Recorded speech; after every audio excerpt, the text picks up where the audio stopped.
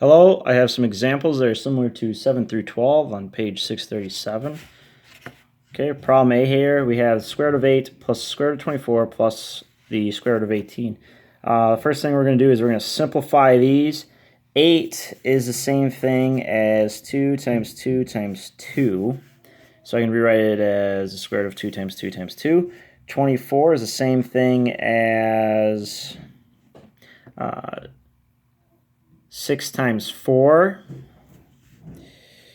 which is 2 times 2 times 6. And 18 is the same thing as 3 times 3 times 2. Okay, and then when you have a pair, you can pull that out from underneath the root. So we have a pair of 2's right here that we can pull out.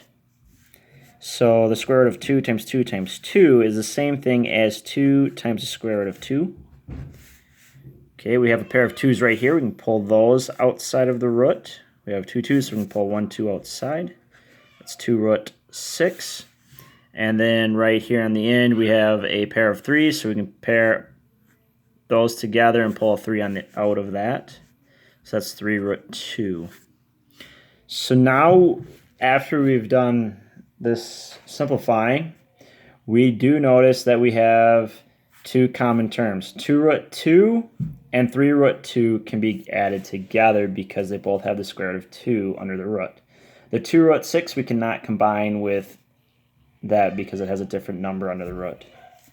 So that 2 plus 3 is 5, so we have 5 root 2. And then the 2 root 6 can be combined, so it's going to be plus 2 root 6. All right, next example here. 12 we can rewrite as 4 times 3 or 2 times 2 times 3. So we're going to rewrite this. We have 3 root 3 plus the square root of 2 times 2 times 3 minus 2 root 3. Notice that we have a pair of 2's. We can pull out a 2 from under there. That's going to be 2 root 3. So we have 3 root 3 plus 2 root 3 minus 2 root 3. So 12, the square root of 12 and 2 root 3 are the same thing. Okay, when you subtract these, they cancel out. You're left with 3 times the square root of 3. Next one, we have multiplication here. So when you have multiplication like this, you multiply the numbers that aren't under the root together, and you multiply the numbers that are under the root together. So in this example, 5 times 7 is 35. And then under the root, we have 2 times 6, which is 12. Now we can simplify this because 12 is 2 times 2 times 3, which means there's a pair of 2's that can be simplified. 12 is 2 times 2 times 3. 2 times 2 is 4. 4 times 3 is 12. So we can rewrite it this way. And then we can pull a 2 out of there. That is 35 times 2 root 3, which is the same thing as 70 root 3.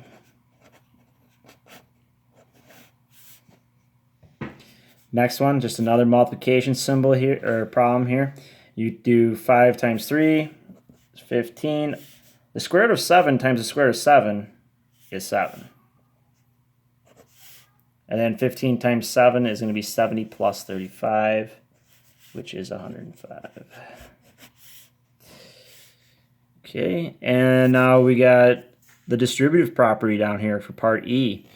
So what you do is you do, or also known as rainbows here, you can do some rainbows or a distributive property. Square root of 5 times the square root of 7. That's going to be the square root of 35. And the square root of 5 times 3 root 2. Remember, you do what's under the root multiplied by what's under the root. So it's going to be 5 times 2. So it's 3 root 10. Because 5 times 2 is 10. And then one more example of that distributive property. Okay, the square root of 3 is under the root. So you're going to do the square root of 11 times square root of 3. That's going to be square root of 33. And then lastly, plus 4 times the square root of 3 times 2 is 6.